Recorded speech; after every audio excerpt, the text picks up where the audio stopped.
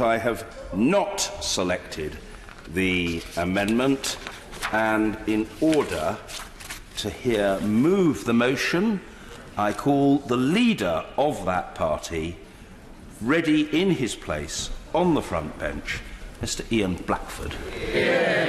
Thank you, Mr. Speaker. Before I begin, I'm sure the whole House would like to join me in congratulating the former member for Clackmannan and East Stirling and former presiding officer of the Scottish Parliament, George Reid, who is celebrating his golden wedding anniversary today with his wife, Daphne. Mr. Speaker, the principle of unlimited sovereignty of Parliament is a distinctly English principle and has no counterpart in Scottish constitutional law. Mr. Speaker, these words are not mine. These are the words of the Lord President in 1953 during the case of McCormick versus the Lord Advocate. This Parliament, Mr. Speaker, I accept, has a great deal of power, and rightly all of us who are Democrats should respect the will of the people. But if we are to accept and respect that will in this place, then why not in Scotland? Mr. Speaker, why is it that the Tory government thinks it can do whatever it wants to Scotland and get away with it? Many in Scotland are outraged that the Conservative government has argued that times are not normal and that allows them to change the devolution settlement in the teeth of the opposition of the Scottish Parliament. Put simply, the Conservatives have no mandate for the power grab on the Scottish Parliament. You can see the case is this. In Scotland, it is the Scottish people who are sovereign. I'm grateful to the right honourable gentleman for giving way. He's spoken about a power grab. If there is a power grab, why did his leader in Scotland, the First Minister, have to increase her cabinet from 16 to 26 because of all the extra powers coming to Holyrood, according to Nicola Sturgeon? That's right. My goodness. We are talking about the sovereignty of the Scottish people, and that's what we get. I'm not even going to dignify that with any... You know, this is early in the debate. Can I suggest that people will be watching this, and it might be an idea, might be an... Order. There is a tendency for there to be what I would call a gesticulation fest whenever there is a debate between members of the Scottish National Party and government backbenchers. And the right honourable gentleman must be heard, and I say very gently to Mr Thompson, who is normally a model of the urbane representative of his people, that it is indeed an early stage, and he must remember above all the merits of calm. Mr Ian Blackfort. Thank you, Mr Speaker. And I must say that the reason that we have called this debate in our opposition time today is the real anger that people in Scotland feel about what has taken place. That the Parliament that Scotland voted for in the referendum in 1997 is being attacked. That our rights are being attacked by a Conservative government backed by their so-called Scottish Tory friends that went through the lobbies to take away powers from the Scottish Parliament. And we're having this debate tonight, and let's look around us. I can see my colleagues from the SNP, and to be fair, I can see colleagues from the Liberal Democrats and the Labour MPs from Scotland that are here as well. Where is the rest of the House? Where are the Conservative MPs that voted the measures through? They can't even be bothered to turn up to defend what the Conservatives have done to Scotland. That's the reality. I'm not going to give way. Sit down. Is it very fitting today, Mr Speaker, that the Scottish National Party use our opposition day on the 4th of July, Independence Day, to defend the interests and the rights and the will of the Scottish people? Listen, it might not be Independence Day to you, but I'll tell you this. The way that the Conservative Party are treating Scotland, our Independence Day is coming, and it's coming soon. The claim of right acknowledges the... Very grateful to him. The honourable gentleman says that Scotland's independence is coming, and my honourable friend from Orkney and Shetland and myself put an amendment up to his motion today, which unfortunately wasn't selected, but we understand why. But I wonder if he would agree with that Smythe amendment to his motion on the basis that the Scottish people did have a vote in 2014 and they agreed to stay in the United Kingdom. Well, as a matter of fact, the honourable gentleman is correct. Of course the people in Scotland voted in a referendum in 2014, and I can say to the honourable gentleman and to others that put their name to that amendment that yes, we would have accepted that amendment if it had been taken this afternoon. But you know, the fundamental issue is this. Many people have said that on the 18th of September 2014, when the polls opened in Scotland, between the hours of 7 in the morning and 10 at night, that the people of Scotland had sovereignty in their hands. The difference between those of us on these benches and the Conservatives is that we believe that the Scottish people are always sovereign. And in the light of the change in the facts and the circumstances, and those circumstances being that when Scotland voted to stay in the European Union by a decisive majority, that the wishes and the rights of the Scottish people are being ignored by a Conservative government that wants to drive us out of Europe. In these circumstances, it's perfectly right that the people of Scotland have the opportunity to demonstrate their sovereign will. The honourable member talks about referenda. I'm getting a bit confused, and it doesn't take a lot, I admit that. But are we talking about the referendum on the 23rd of June when the British people voted to leave the European Union? And if they had decided to remain in the European Union, would those powers still be in Brussels to this day? They want them to go back. If you were watching this in subtitles, it might be not for viewers in Scotland, because the fact of the matter is the people of Scotland voted to stay within the European Union, and that's the point. Because if you put that in the context of the debate that took place in Scotland's referendum in 2014, we were told two things.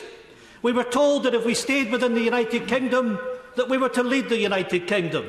But we were also told that if we voted to stay in the United Kingdom, then our part in Europe would also be preserved.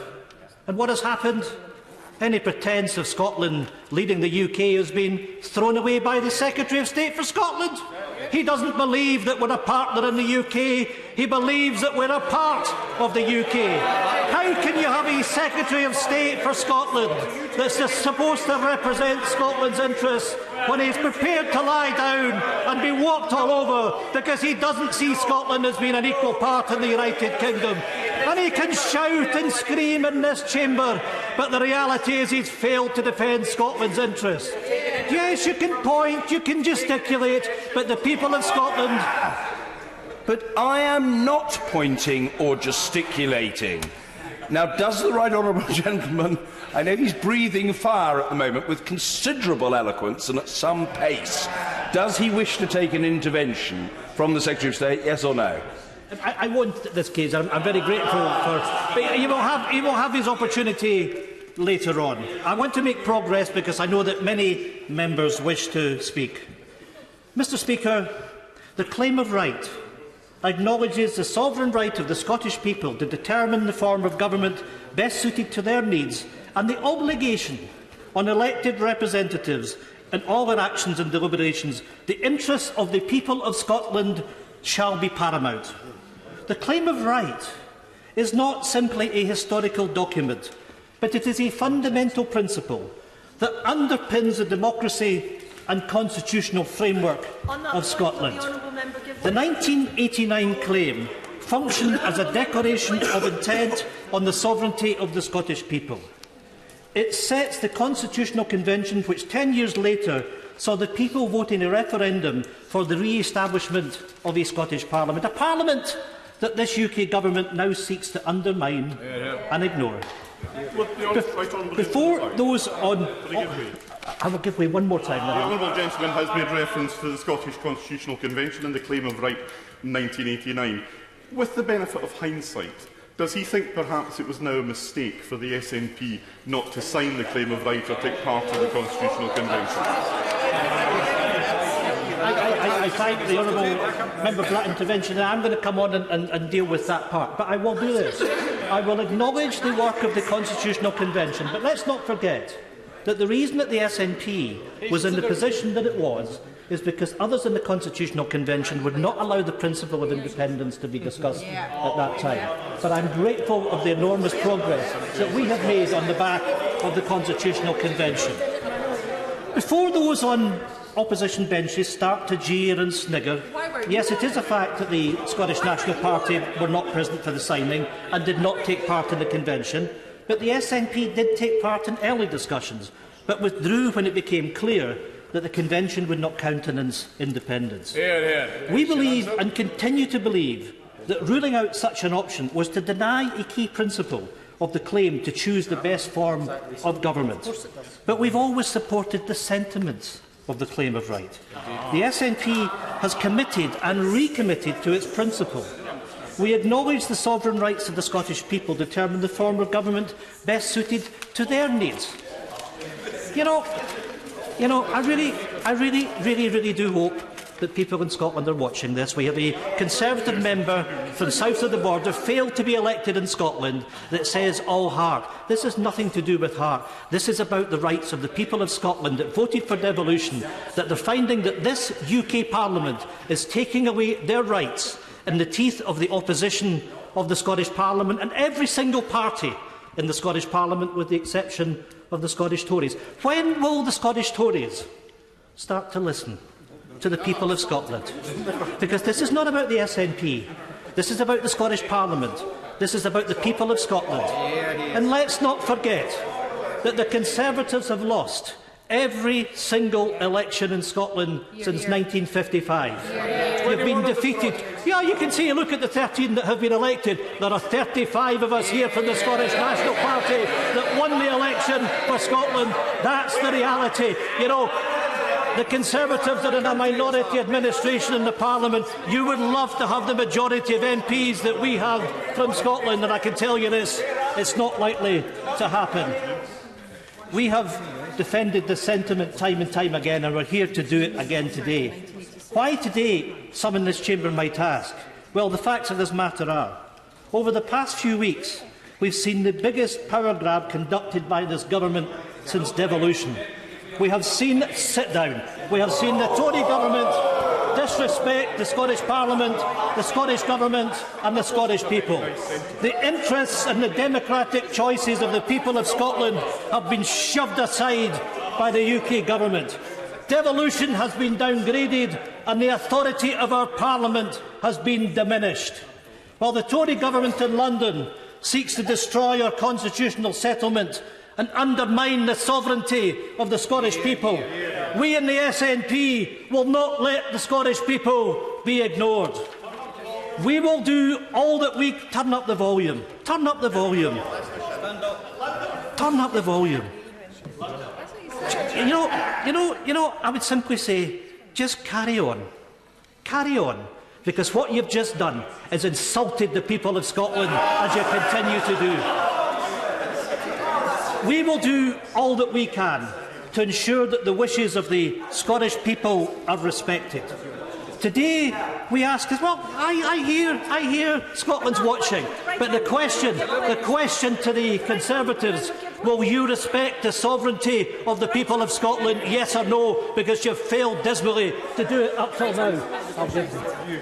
I respect... Thank you very much, Mr Speaker. I hugely respect the fact that the Right Honourable Member says he will respect the wishes of the Scottish people. Will that extend to respecting the wishes of the Scottish people that they voted no in a referendum and that was to be an end to it? We have respected that. We have respected I'm not sure that the Honourable Lady has been listening to me, because I actually made that point. Of course we respect the referendum result in 2014. But the simple fact of the matter is that the circumstances have changed. We're being dragged out of Europe against our will. And I expect that the Honourable Lady wants us to stay in the single market and the customs union as well. I would simply say to the Honourable Lady, she talks about having a second referendum in Euro. What she should do is get behind the Scottish National Party, because let me remind this House, in 2016, the SNP went to the people of Scotland and we sought a mandate to have a referendum on Scottish independence if circumstances in Scotland changed. Guess what? We have a majority for independence in the Scottish Parliament. If you want to protect Scotland's interests in Europe, if you want to stay in the single market and the customs union, it may well be the case that independence for Scotland is the only way to do that. I'm going to make progress. Today we ask this House to consider the claim of right and to recommit itself to the spirit of devolution, to place the people of Scotland at the heart of decisions, not cast them aside. Only a few weeks ago, we witnessed the shameful Tory power grab. This House and this Government showed nothing but utter contempt for the devolved administrations as the EU withdrawal bill was pushed through without consideration of the views of the devolved institutions. The Scottish Parliament had voted overwhelmingly, by 93 votes to 30, to refuse legislative consent for Clause 15 of the EU withdrawal bill, and as such, it should not have been passed through the House of Commons with the clause intact. But the Tories decided this was acceptable. They trotted through the lobbies, voting against the will of the Scottish people. That's what you did. Mr. Speaker, we all know that the Sewell Convention established the long-held practice that the UK Government cannot legislate in devolved areas without the consent of the devolved Parliament. Well, we at least thought we did. Well, there we are, there we are, there we are. This is the sovereign Parliament. You might want to say that to your voters in Scotland, that you don't believe that it's the people of Scotland that are sovereign, as was defined in the court case in 1953, that you're prepared to throw away the sovereignty of the people of Scotland and allow Westminster to do whatever it likes. Well, frankly, that's not acceptable to the rest of us. How can you be Secretary of State for Scotland if you behave in such a line? That's not the Secretary of State for Scotland. That is the government's man in Scotland. Now we have reached... sit down. Sit down. No. Order. Just before the right honourable gentleman continues, can I... order. Can I appeal to colleagues to lower the temperature? Passion is fine. And, of course, the right honourable gentleman has the floor and is perfectly entitled to refuse to take an intervention. But I think simply to say baldly, sit down to any member is less than the courtesy we normally get from the right honourable gentleman. I know that he may feel he's being provoked, but he must avoid being provoked. And he's certainly not being provoked by the Secretary of State. So let's just try to lower the temperature and have the debate on the issues rather than on personalities. Mr Ian Blackfort. Thank you, Mr Speaker. Now we have reached a dangerous and difficult place, thanks to the Tories, which has exposed their lack of commitment to the Sewell Convention. Their Brexit power grab has basically ripped up the Sewell Convention and plunged us into constitutional crisis. We are in unknown territory. Only if the UK Government acts to recognise and respect the will of the Parliament can we repair some of the damage. And I say again to the Government, you have acted without the consent of the Scottish Parliament.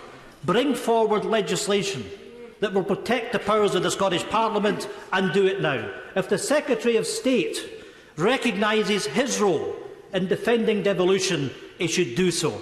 And a failure to do that should mean that, quite frankly, he should resign, because he is not standing up for the interests of the people of Scotland. Mr Speaker, the House should know that it is not simply the SNP's view that the Tory power grab has thrown the devolution settlement into crisis. In Scotland, the feeling is apparent everywhere you go. People right across Scotland want power in Scotland's hands. Recent polling from NatSen revealed that a majority of Scots trust Holyrood to make decisions in areas that the Tories want to grab for Westminster. Over 60% want fishing decisions in Scotland following Brexit, and 59% want farming powers in Scottish hands. And of course we have form, because we know that in 2013 the European Union voted to give additional payments to Scottish crofters and farmers, €230 million odd of additional support, 86% of which was supposed to come to Scotland between 2016 and 2020. What has happened? Westminster has handed over 16.5% of it. The rest has gone into budgets across the rest of the United Kingdom, and crofters and farmers have been shortchanged by a government that have not accepted their obligations to Scottish and farmers. It's little wonder that people in Scotland want to make sure it's the Scottish Parliament that have powers over farming and fishing, not this Tory government that have not just grabbed powers, but have grabbed money out of the pockets of hard-working Scottish crofters and farmers. Mr Speaker, a majority of Scots have lost confidence in the UK's handling of Brexit, with a full 69% now saying they believe it has been badly handled. During earlier debates, we heard the Tories trying to justify the UK government's shoddy power grab by falsely claiming Scotland would not lose powers. However, the Scottish Government published a list of powers at risk. They include powers over fishing, farming, rail franchises and fracking licences, to name but a few. But this Government has shown disrespect to our Parliament more than once. Its legal challenges to the Scottish Parliament's continuity bill, for one, clearly shows the arrogance of the Conservative Government when faced with the will of the Scottish people. Why is it right that the Conservative Government believes that it can take the Scottish Parliament and, by extension, the Scottish people to court? Because that, Mr Speaker, is exactly what is happening. What arrogance! What arrogance! The Scottish Parliament voted by 95 votes to 32 to pass the Continuity Bill, aiming at preparing Scotland's laws for the impact of leaving the EU in the light of the refusal to grant a legislative consent motion to Westminster's EU withdrawal bill. The people of Scotland expect the two governments to cooperate on these matters. They also expect that the decisions and the responsibilities of the Scottish Parliament should be respected. The decision, therefore, of the UK Government to attempt to overturn the will of the Scottish Parliament in the courts is unprecedented and unacceptable. On that point, thank you very much, Mr Speaker. On that point, those who were responsible for framing the devolution settlement have assured me that what is actually happening now is what was intended and is included in the and what people voted for in 1997 and is included in the devolution settlement. And if the honourable gentleman is so concerned about Scotland being dragged out of the European Union, why does he not join us in backing a people's vote to give the people a vote on the final deal? I simply say to the honourable lady, if she wants to stay in Europe and if she wants to stay in the single market and the customs union, there is already a mandate in the Scottish Parliament for a referendum of independence. Join us in protecting Scotland's interests. No, I'm going to make progress.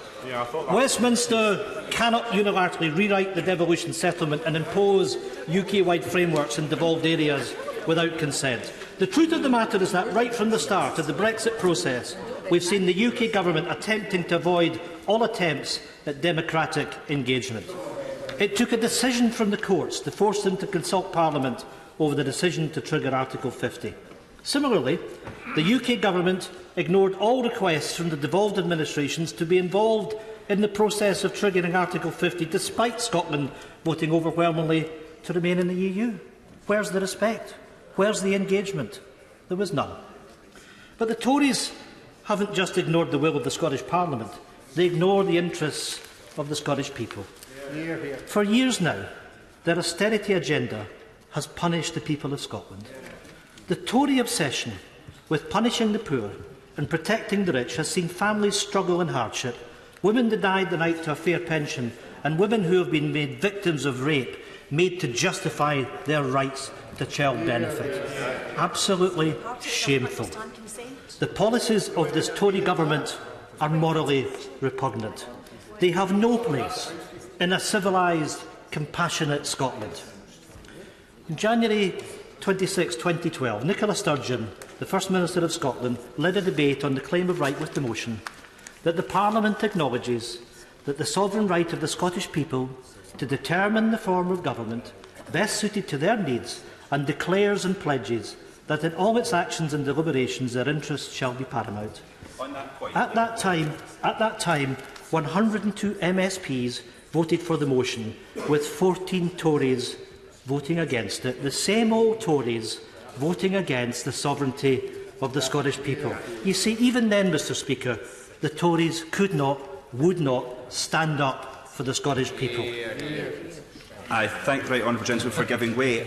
He's talking about the words of Nicola Sturgeon, and I just wanted to draw his attention to the words of Nicola Sturgeon at the Aberdeen conference, SNP conference in 2015, when she said to propose another referendum in the next Parliament without strong evidence that a significant number of those who voted no have changed their minds would be wrong, and we won't do it. It would not be respecting the decision that people made. What has changed since Nicola Sturgeon said that?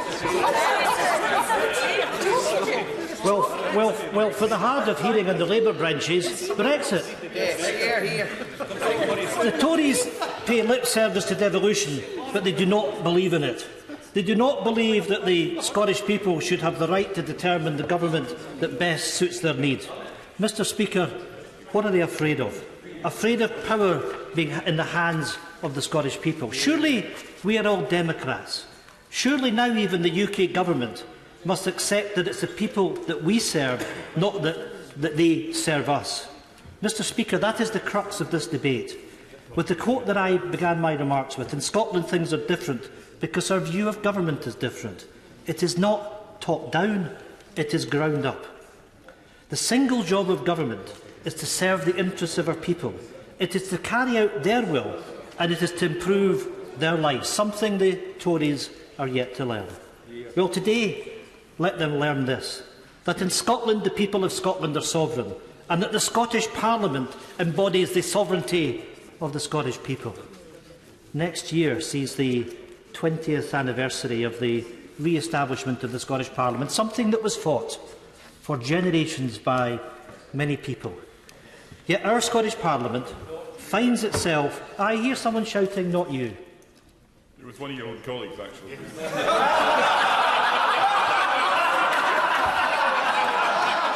Well, if the comment has been made about the Conservatives, then it's absolutely right, because let's not forget that bill after bill had been brought forward to this Parliament from 1913, right through to the establishment of the Scottish Parliament in 1997. The Conservatives opposed devolution.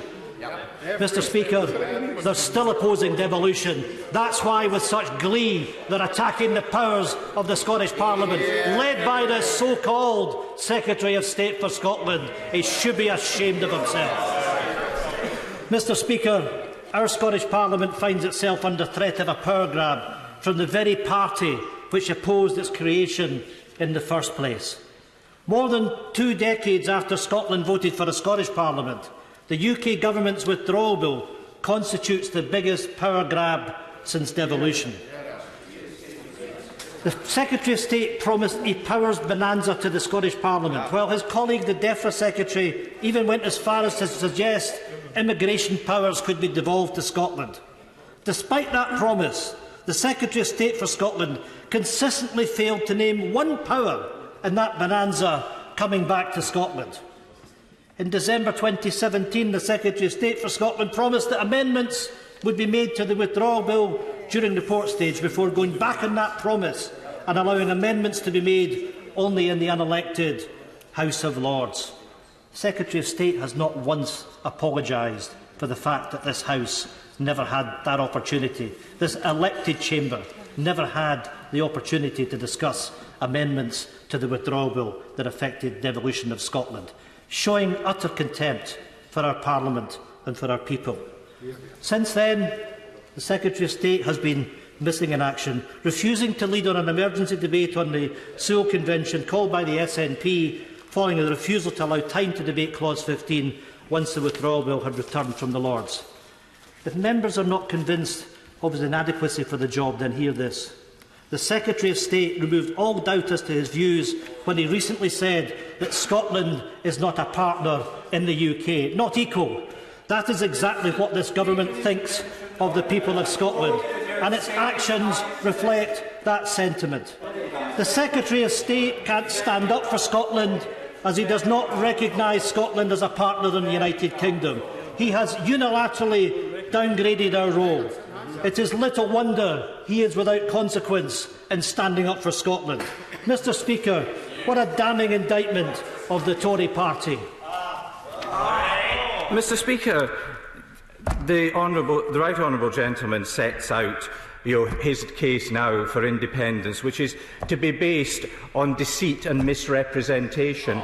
I never once said, Mr. Speaker, and I have Hansard here to prove it, that Scotland was not part of the United Kingdom, not a partner in the United Kingdom. What honourable members opposite claim is that Scotland is a partner of the United Kingdom because they want Scotland and the United Kingdom to be separate things.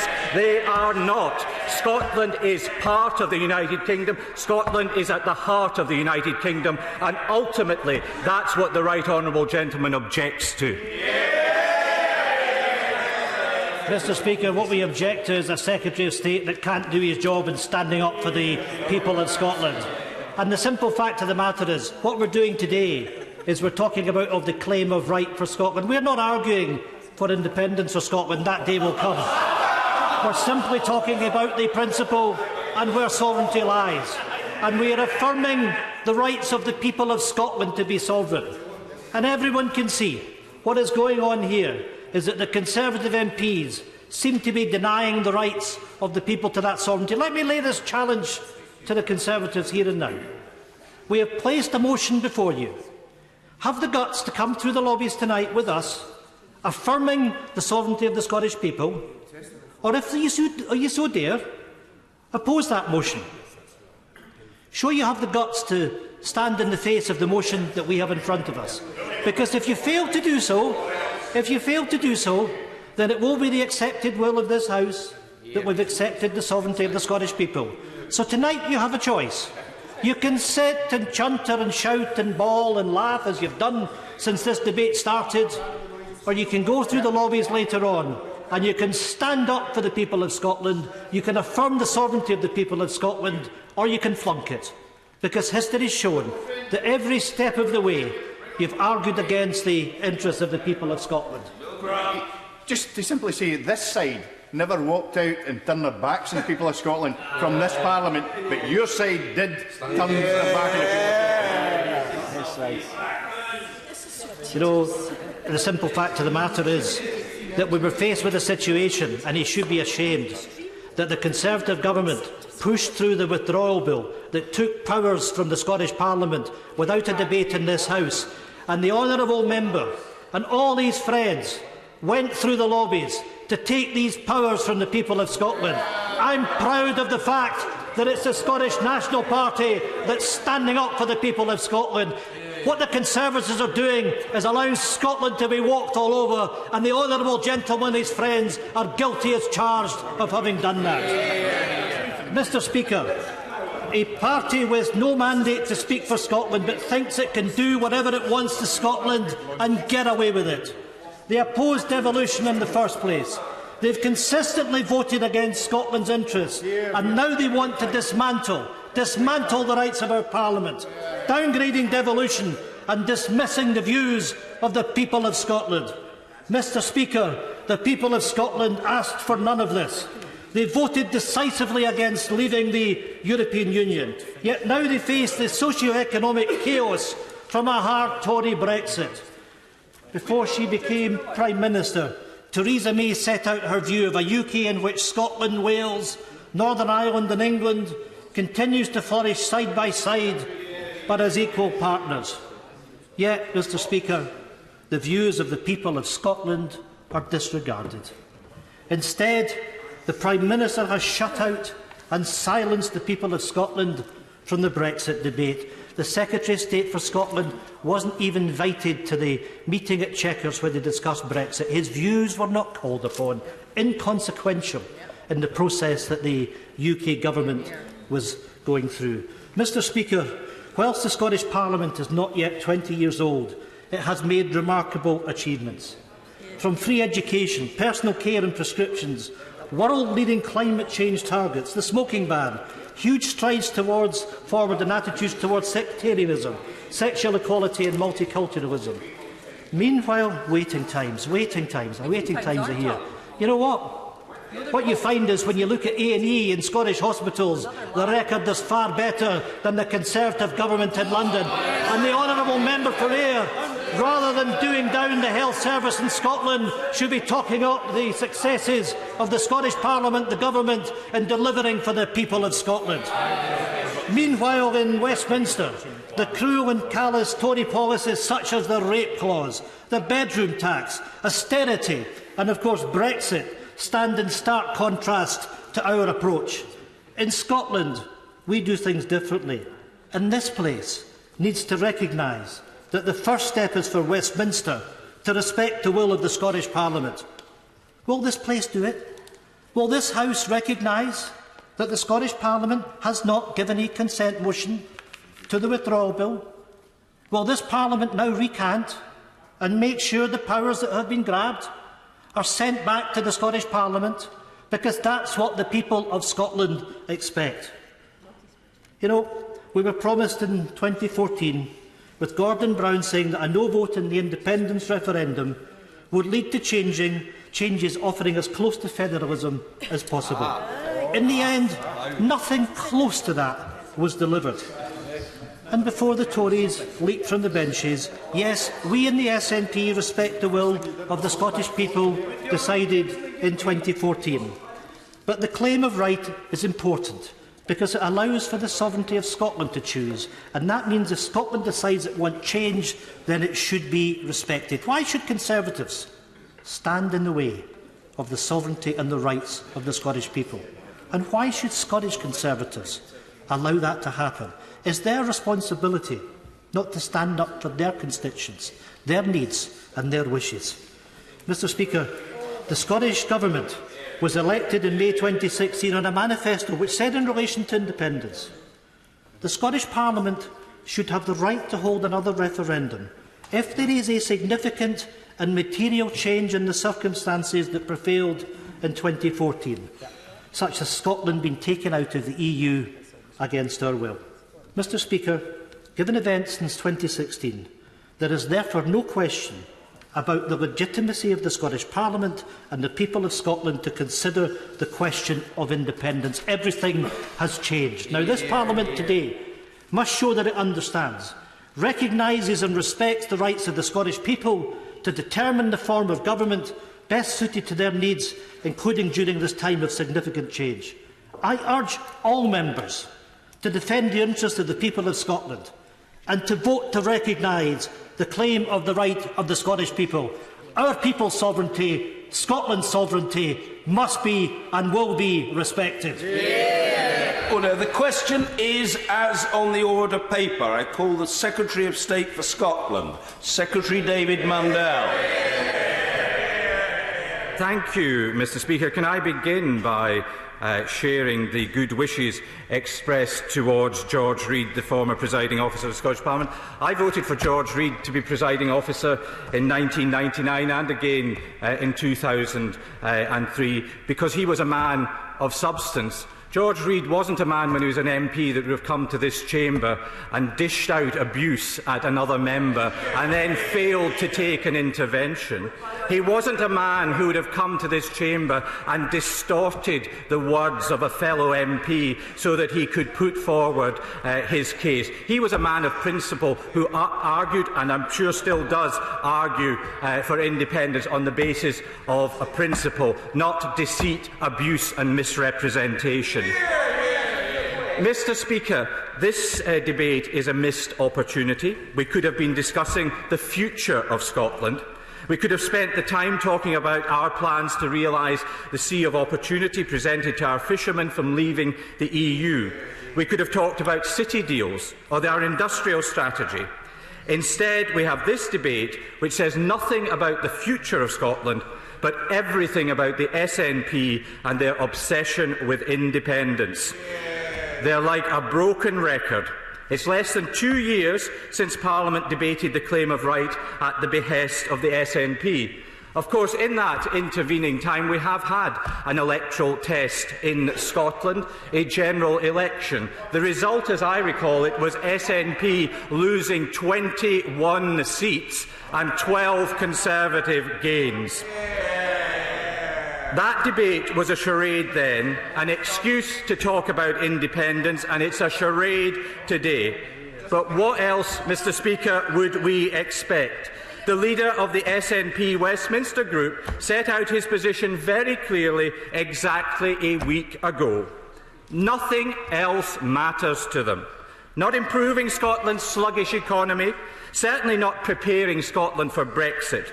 For the Right Honourable Gentleman, Brexit is nothing more than a clear roadmap to a second independence referendum. That's his stated priority. I'm very grateful to him for giving way. The Right Honourable Gentleman is arguing that this debate is all about a second independence referendum and about the SNP. Can I ask him this?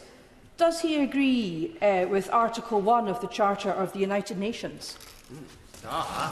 Mr Speaker, I'm sure that I do agree with Article 1 of the Charter of the United Kingdom, and I believe in people's right to self-determination. And I believe that the people of Scotland have set out clearly what they wanted in the 2014 independence referendum. The problem is the SNP cannot accept that. They cannot accept that most inconvenient of truths for them. The people of Scotland exercised the right to choose their future in 2014. They were very clear they wished to remain in the United Kingdom. Shamefully, the SNP are determined to ignore them, the people they claim to represent. If the SNP truly believed in the rights of the Scottish people, would they not accept that result? Would they not listen to the Scottish people? The claim of right in 1989 played an important part in the campaign for a Scottish Parliament. It was about devolution. The authors were explicit in their aims. And as we've already heard, Mr Speaker, the Scottish National Party acknowledged as much when they refused to sign it. They refused to sign it because it had nothing to do with their own cause of independence. So in this debate, we have not only the claim of right to consider, we have the claim of rewriting history, and it's a claim that's often levelled at the SNP. So rather than misrepresenting it as a means of justifying a second unwanted independence referendum, the SNP should reflect on what it really means. It means the UK Government respected the right of the people of Scotland to choose whether to remain part of the United Kingdom. It means we worked with the Scottish Government to facilitate the referendum in 2014. It means that together we delivered a legal, fair and decisive vote. That decision of the people of Scotland, reaffirming their desire to have two parliaments and two governments, should be respected. Not at this stage. The UK Government has consistently supported devolution. After the 2014 vote, we established the Smith Commission with a view to expanding the powers of the Scottish Parliament. We delivered Lord Smith's recommendations in full, adding wide-ranging new powers over tax and welfare into the devolution settlement and establishing Holyrood as one of the most powerful devolved legislatures in the world. We are committed to working closely with the Scottish Government to transfer the last of the new powers smoothly and securely. And devolution will be strengthened further as we leave the EU and powers that have been held in Brussels for 40 years flow to Holyrood. It's a strange kind of power grab that leaves the grabbed with more power than ever. Now, Madam Deputy Speaker, I've been disappointed, but not in the slightest bit surprised by the SNP's power grab scaremongering, hot air and their grandstanding stunts. But I did get a surprise when the whole confection of this alleged power grab should be shot down by none other than Nicola Sturgeon during her reshuffle last week. I need more ministers, she said, because of all the extra powers the Scottish Government must exercise. Incredible. The UK Government is working closely with the Scottish Government as powers return from Brussels. And I don't think over 80 powers returning directly to the Scottish Parliament should be scoffed at. It's a real opportunity for Scotland to continue to shape what is best for Scotland in the Scottish Parliament. Throughout this process, we've followed and we will follow the Sewell Convention, one of the pillars of the devolution settlement. It's a cast-iron commitment, not difficult to make, because unlike the SNP, we believe in devolution. The people of Scotland voted for devolution in 1997. We accepted their decision and embraced devolution. The people of Scotland reaffirmed their support for remaining in the United Kingdom in 2014. In every election to the Scottish Parliament since 1999, a majority of voters have backed parties which support devolution. How much democracy do the SNP need before they get the message? Was Ruth Davidson not spot on when she said after the independence referendum that it was entirely legitimate, even honourable, for the SNP to continue to argue the case for Scottish independence? Indeed, and it is perfectly legitimate and even honourable to argue the case for independence, but not on the pretext that you're standing up for devolution, something which you absolutely and clearly don't believe in. Now, contrast the SNP response to the independence referendum. They've neither accepted nor supported devolution, other than as a stepping stone to independence. They don't want it to succeed. They seek any excuse to undermine it. Within minutes of the result of the EU referendum being declared, Nicola Sturgeon put her civil servants to work drawing up plans for a second independence referendum, and in the same breath airbrushing out of history the 1 million people in Scotland who voted to leave the EU. 500,000 of them probably SNP supporters who are to be completely disregarded and whose views don't count at all. They've not sought to deliver Brexit. That would be respecting the votes across all of the United Kingdom, something they find impossible. But they've sought to weaponise Brexit in their campaign for independence. I'm pleased to say that the Prime Minister has been very clear about their obsession with independence. The PM said last year, now is not the time, and our position is exactly the same today. And now will not be the time in the autumn or the time when we leave the EU in the spring of next year. We will respect the wishes of the Scottish people, which, as the opinion polls have consistently shown, have not changed since 2014. The Nationalists should do the same. Thank the honourable gentleman for giving way. He makes much of the facts of the result of the EU referendum and he refuses to accept the result in Scotland was different. OK, let's for a moment assume that he's correct. Would he care to comment on John Major's analysis of the EU referendum, where he says many electors now know they were misled and the Leave campaign was verging on the squalid? Madam Deputy Speaker, people have strong views in relation to the EU referendum, but a vote was held over the United Kingdom, as it was clear from the outset that it would be. It was a United Kingdom vote, and the majority of people across the United Kingdom voted to leave the EU, and I respect that decision.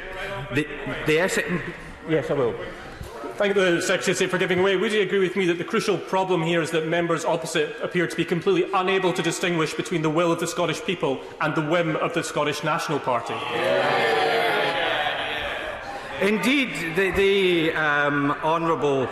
my honourable friend is right, and it is because this is all about independence. Everything we see being put to us this evening, the complaints about the current constitutional arrangements, it's not about standing up for those arrangements. It's not about standing up for Scotland in the devolution settlement. It's about finding a way to put forward another and yet another argument for independence.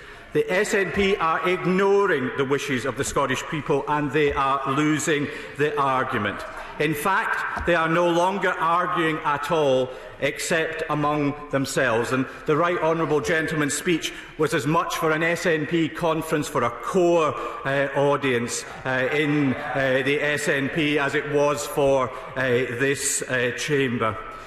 I don't know, Madam Deputy Speaker, if you remember the big tent which the SNP promised to put up after the defeat in the 2014 referendum to encourage more people to support their cause. Their promise to listen for once to the majority of Scots, well, the big tent has been torn down. All we have now is manufactured grievances. They invent, they misrepresent, they abuse. They try to shout down those who disagree with them. They glory in childish stunts which embarrass the people they purport to represent. If we believe in democracy and the principle contained in the claim of right, the most important thing we must do is to listen to the people. We must respect the votes they have cast. We must listen when they say they don't want another second divisive independence referendum. I'm quite happy this evening to support the motion. I would have preferred if the amendment had been added, because I do believe that the people of Scotland determine their constitutional future. But, Madam Deputy Speaker, they have. They want to stay in the United Kingdom. Leslie Laird. Thank you, Madam Deputy Speaker. Madam Deputy Speaker, I have no doubt that today's debate will quite simply sum up for what passes as political leadership in Scotland. Indeed, we have already heard the gist of it from the Right Honourable Member from Ross Skye and Lochaber. For the majority of people in Scotland, they are entirely sick of it. The people of Scotland are stuck between two competing nationalist governments, and it results in debates just like the one we are going to hear tonight. For honourable members who are not from Scotland, if people in the UK are fed up listening to the talk of Brexit, which only occurred 2 years ago, just think about how fed up the people in Scotland are every time they hear the word independence. Before 2014, depending on who you listen to, we were told that the independence referendum was a once-in-a-generation opportunity, or once in a lifetime. Even in its white paper, section 557, page 566, and this turns out to be one more piece of proof that the white paper was a work of fiction cobbled together at taxpayers' expense. Would she allow an intervention on that point? Yep. I want to come to cobbled together.